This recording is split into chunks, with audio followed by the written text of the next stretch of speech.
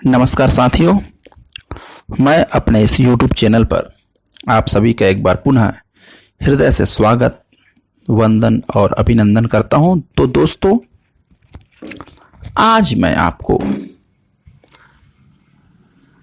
मुंशी प्रेमचंद की एक बहुत ही प्रसिद्ध कहानी नमक का दरोगा प्रस्तुत करने जा रहा हूं।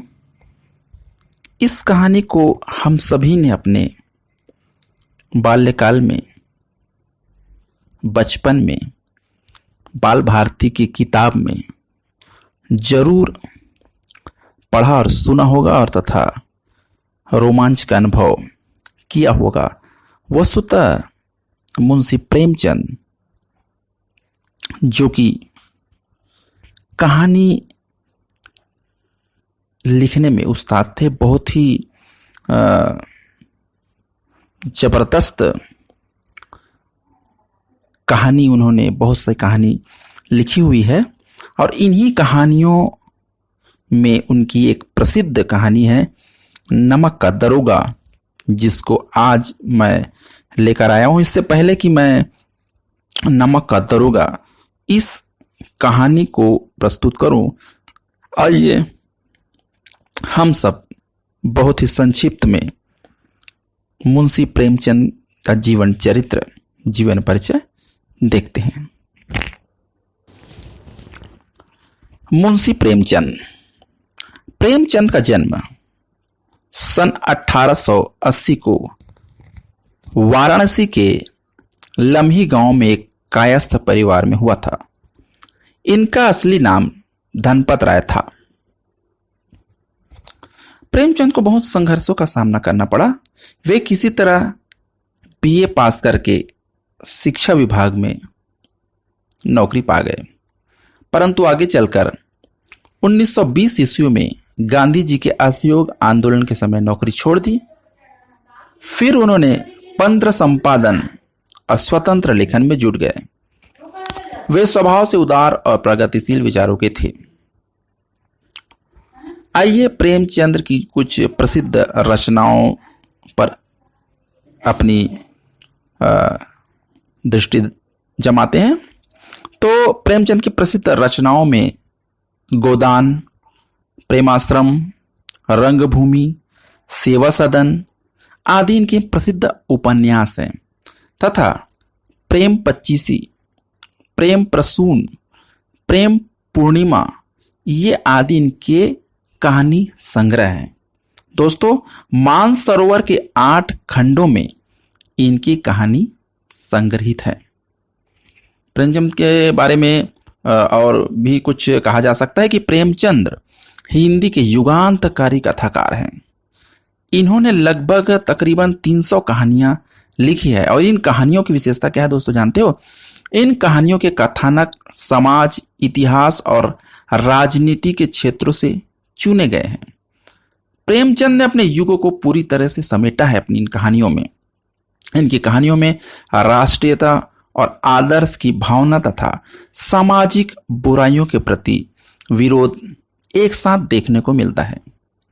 इनकी कहानियों में मानव प्रकृति की मार्मिक झलक भी मिलती है तथा इनकी जो प्रेमचंद की जो कहानी की भाषा है काफी चुस्त और मुहावरेदार तथा शैली एकदम धारा व चुटीली है।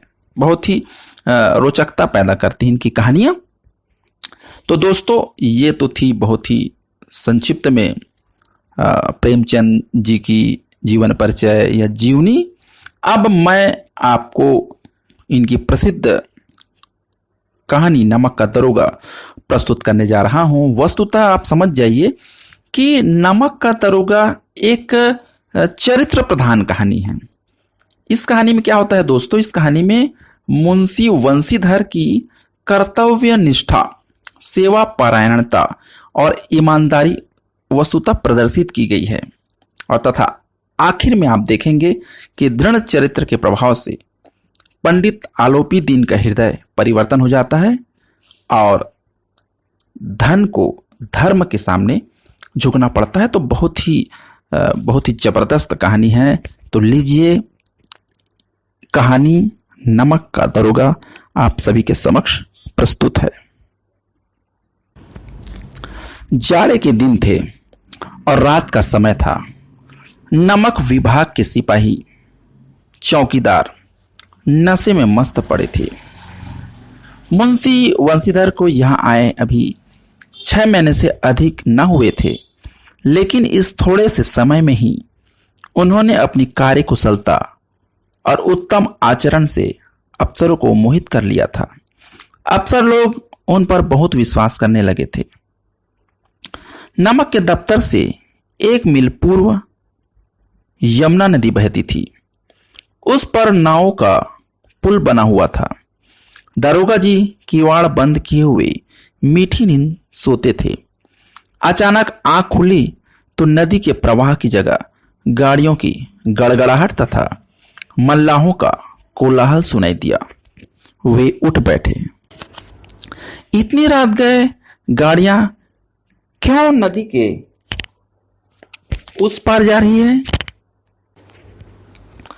अवश्य कुछ न कुछ गोलमाल है।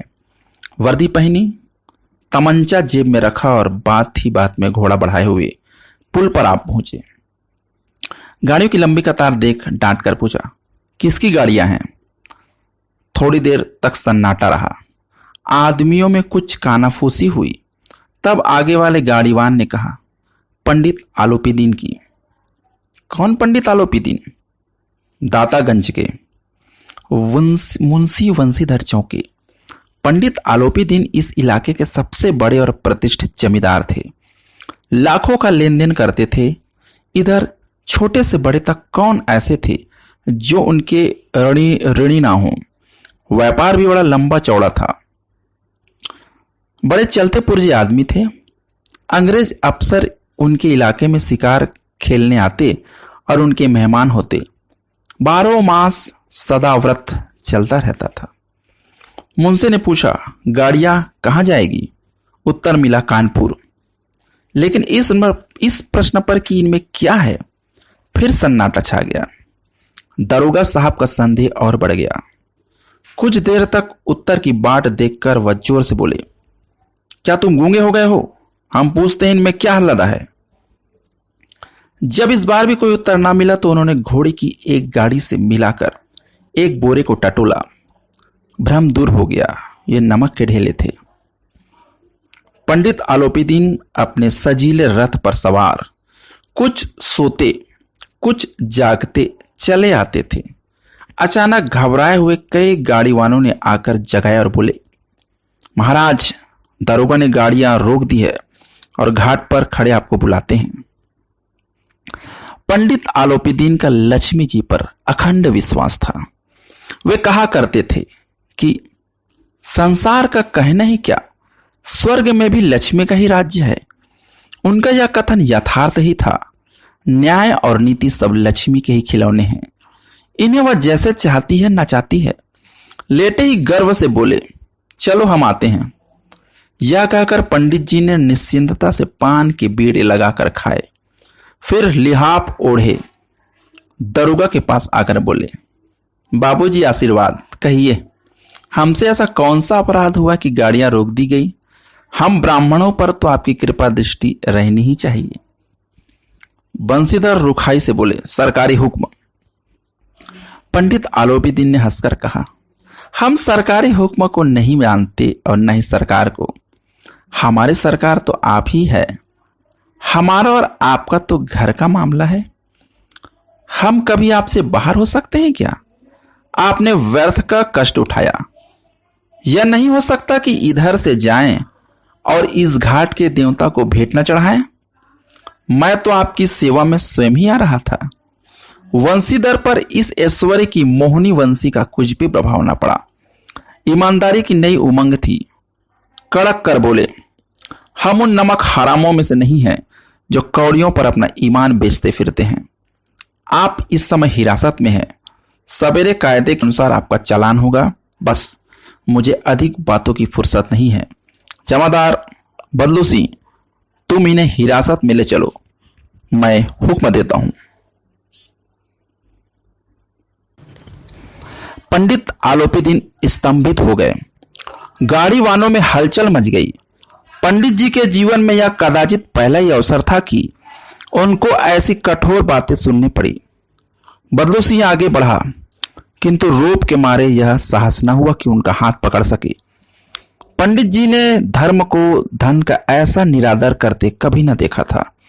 विचार किया कि यह अभी उद्दंड लड़का है, माया मोह के जाल में नहीं पड़ा है, अल्लड़ है, झिझकता है। बहुत दीन भाव से बोले, बाबू साहब ऐसा ना कीजिए, हम मिट जाएंगे, इज्जत धूल में मिल जाएगी। हमारा अपमान करके आपके हाथ क्या आएगा? हम किसी तरह आपसे बाहर थोड़ी ही हैं। वंशीधर ने कठोर स्वर में कहा, हम ऐसी बातें नहीं सुनना चाहते। आलोपी दिन ने जिस सहारे को चट्टान समझ रखा था वह पैरों के नीचे से खिसकता हुआ मालूम हुआ। स्वाभिमान और धन ऐश्वर्य को बड़ी चोट लगी, किंतु अभी तक धन की सांख्यिक शक्ति का पूरा भरोसा था।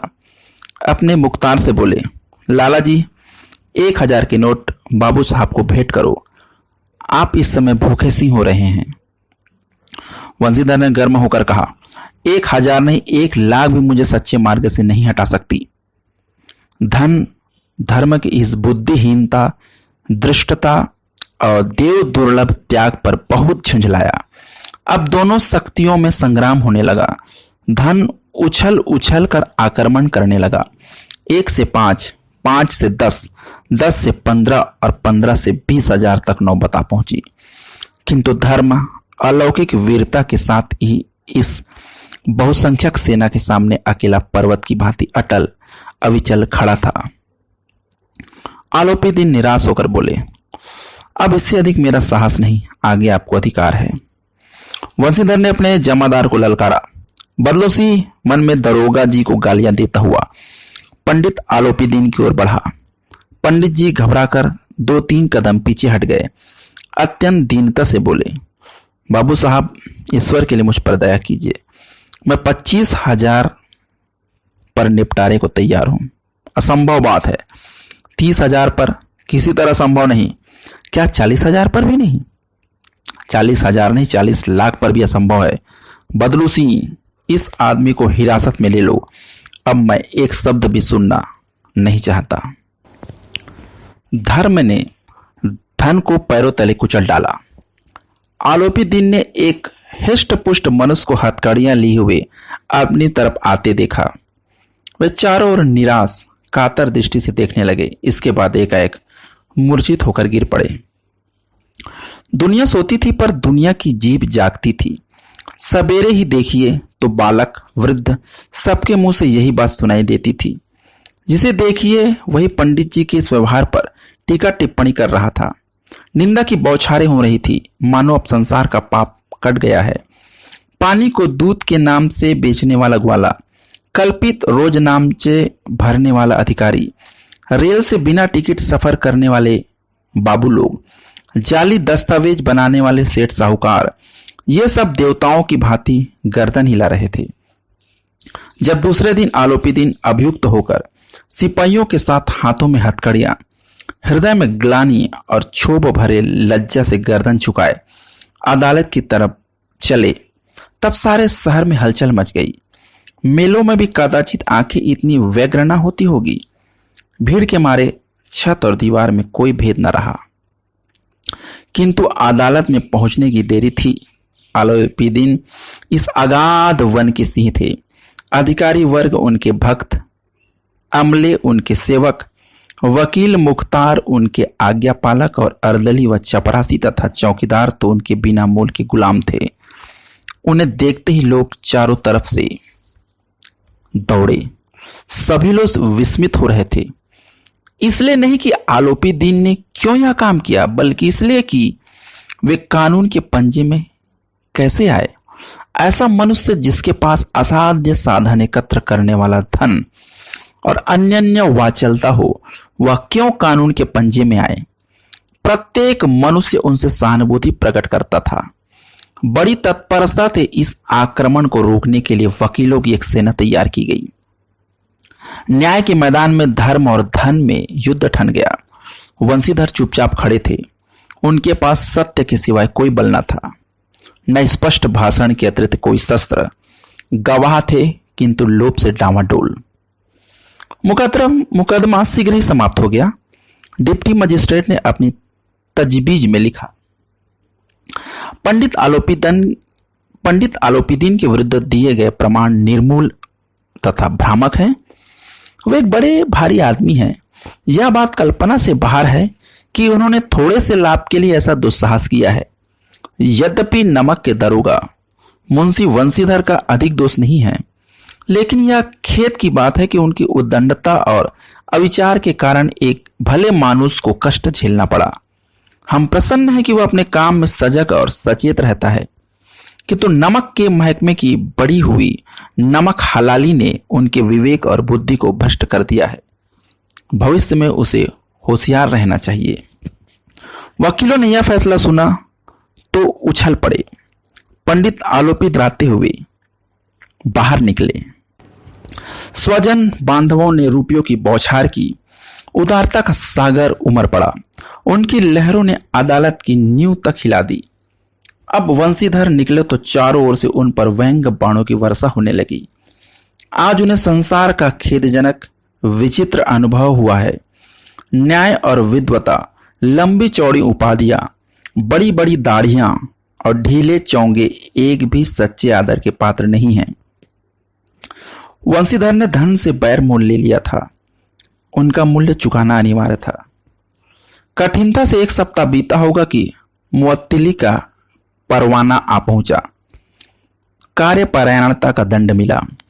बेचारे भग्न हृदय शोक और खेद से व्यथित घर को चले। बूढ़े मुंशी जी पहले ही कुड़बुड़ा रहे थे कि चलते चलते इस लड़के को समझाया था, लेकिन इसने एक न सुनी। बस मनमानी करता है। हमने भी तो नौकरी की है और कोई ओहदेदार नहीं थे, लेकिन जो काम किया दिल खोल कर किया। आप ईमानदार बनने चले हैं। घर में चाहे अंधेरा हो, मस्जिद में अवश्य दिया जलाएंगे। खेद है ऐसी समझ का। पढ़ना लिखना सब अकारत हो गया। इसके थोड़े ही दिनों बाद जब मुंशी वंशीधर इस दुरावस्था में घर पहुंचे और बूढ़े पिताजी ने यह समाचार सुना तो सिर पीट लिया। बोले, जी चाहता है कि तुम्हारा और अपना सिर फोड़ लूं। बहुत देर तक पछता पछता कर हाथ मलते रहे। क्रोध में कुछ कठोर बातें भी कही और यदि वंशीधर वहां से टल न जाते तो अवश्य ही यह क्रोध विकट रूप धारण कर लेता। वृद्धा माता को भी दुख हुआ। जगन्नाथ और रामेश्वर यात्रा की कामनाएं मिट्टी में मिल गई। इसी प्रकार एक सप्ताह बीत गया। संध्या का समय था। बूढ़े मुंशी जी बैठे राम नाम की माला फेर रहे थे। इसी समय उनके द्वार पर एक सजा हुआ रथ आकर रुका। हरे और गुलाबी पर्दे, पछाई बैलों की जोड़ी, उनकी गर्दनों में नीले धागे, सींग पीतल से जड़े हुए कई नौकर लाठियां कांधे पर रखे साथ थे। मुंशी जी आगवानी को दौड़े तो देखा पंडित आलोपीदीन हैं। झुककर दंडवत की और लल्लो चप्पू की बातें करने लगे। हमारा भाग्य उदय हुआ जो आपके चरण इस द्वार पर आए। आप हमारे पूज्य देवता है। आपको कौन सा मुंह दिखाएं? मुंह में तो कालिख लगी है, किंतु क्या करे। लड़का अभागा कपूत है, नहीं तो आपसे क्यों मुंह छिपाता फिरता। ईश्वर निसंतान रखे पर ऐसी संतान ना दे। आलोपीदीन ने कहा, नहीं भाई साहब, ऐसा ना कहिए। मुंशी जी ने चकित होकर कहा, ऐसी संतान को और क्या कहूं। आलोपीदीन ने वात्सल्यपूर्ण स्वर में कहा, कुल तिलक और पुरुषों को कीर्ति उज्ज्वल करने वाले संसार में ऐसे कितने धर्म परायण मनुष्य जो धर्म पर अपना सब कुछ अर्पण कर सके। पंडित आलोपीदीन ने वंशीधर से कहा, दरोगा जी, इसे खुशामत ना समझिए। खुशामत करने के लिए मुझे इतना कष्ट उठाने की जरूरत ना थी। उस रात को आपने अपने अधिकार बल से मुझे अपनी हिरासत में लिया था, किंतु आज मैं स्वेच्छा से आपकी हिरासत में आया हूं। मैंने हजारों रईस और अमीर देखे, हजारों उच्च अधिकारियों से काम पड़ा, किंतु मुझे परास्त किया तो आपने। मैंने सबको अपना और धन को गुलाम बनाकर छोड़ दिया। मुझे आज्ञा दीजिए, मैं आपसे कुछ विनय करूं।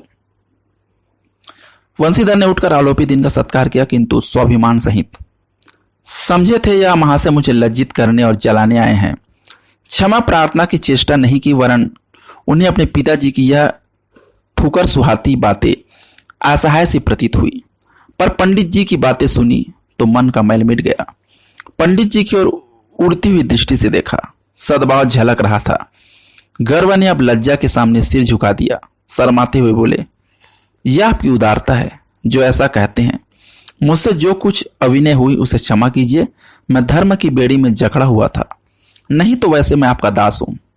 जो आज्ञा होगी वह मेरे सिर माथे पर। आलोपीदीन ने विनती भाव से कहा, नदी के तट पर आपने मेरी प्रार्थना स्वीकार ना की थी, किंतु आज स्वीकार करनी ही पड़ेगी। वंशीधर बोले, मैं किस योग्य हूं, किंतु जो कुछ सेवा मुझसे हो सकती है उसमें त्रुटि ना होगी। आलोपीदीन ने स्टाम्प लगा हुआ पत्र निकाला और उसमें वंशीधर के सामने रख कर बोले, इस पत्र को स्वीकार कीजिए और अपने हस्ताक्षर कर दीजिए। मैं ब्राह्मण हूं, जब तक सवाल पूरा ना कीजिएगा द्वार से न हटूंगा। मुंशी वंशीधर ने उस कागज को पढ़ा तो कृतज्ञता से आंखों में आंसू आ गए। पंडित आलोपीदीन ने उन्हें अपनी सारी जायदाद का स्थायी मैनेजर नियुक्त किया था। 6000 वार्षिक वेतन के अतिरिक्त रोजाना खर्च अलग, सवारी के लिए घोड़े, रहने के लिए बंगला, नौकर चाकर मुफ्त। कंपित स्वर से बोले, पंडित जी, मुझ में इतनी सामर्थ्य नहीं है कि आपकी इस उदारता की प्रशंसा कर सकूं, किंतु मैं से उच्च पद के योग्य नहीं हूं। आलोपीदीन हंसकर बोले, मुझे इस समय एक अयोग्य मनुष्य की जरूरत है।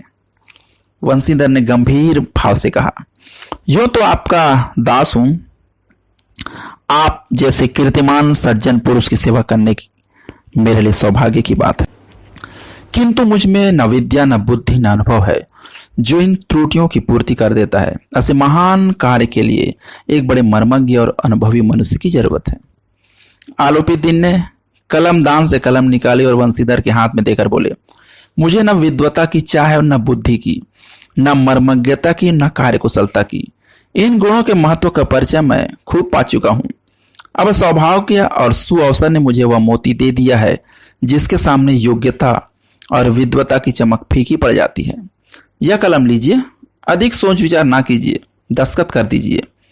परमात्मा से मेरी यह प्रार्थना है कि वह आपको सदैव उसी दिन के नदी किनारे वाला बेमुरब्बत, उद्दंड, कठोर परंतु कर्तव्यनिष्ठ दरोगा बनाए रखे। वंशीधर की आंखें डबडबा आई। एक बार फिर पंडित जी की ओर भक्ति और श्रद्धा की दृष्टि से देखा और कांपते हाथ से मैनेजरी के कागज पर दस्तखत कर दिए। आलोपीदीन ने प्रफुल्लित होकर उन्हें गले से लगा लिया। तो दोस्तों, यह बहुत ही प्रेमचंद की प्रसिद्ध कहानी नमक का दरोगा था, जिसे मैंने अभी आपके समक्ष प्रस्तुत किया। उम्मीद करता हूं कि आपको यह कहानी बेहद पसंद आई होगी और आप समझ चुके होंगे कि मुंशी प्रेमचंद जी ने इस कहानी के माध्यम से वस्तुतः किस चीज को प्रस्तुत किया है। मुंशी प्रेमचंद ने कर्तव्यनिष्ठ, सेवा परायणता, ईमानदारी को बहुत ही सुंदर तरीके से नमक का दरोगा कहानी में प्रस्तुत किया है। जय हिंद, जय भारत, वंदे मातरम।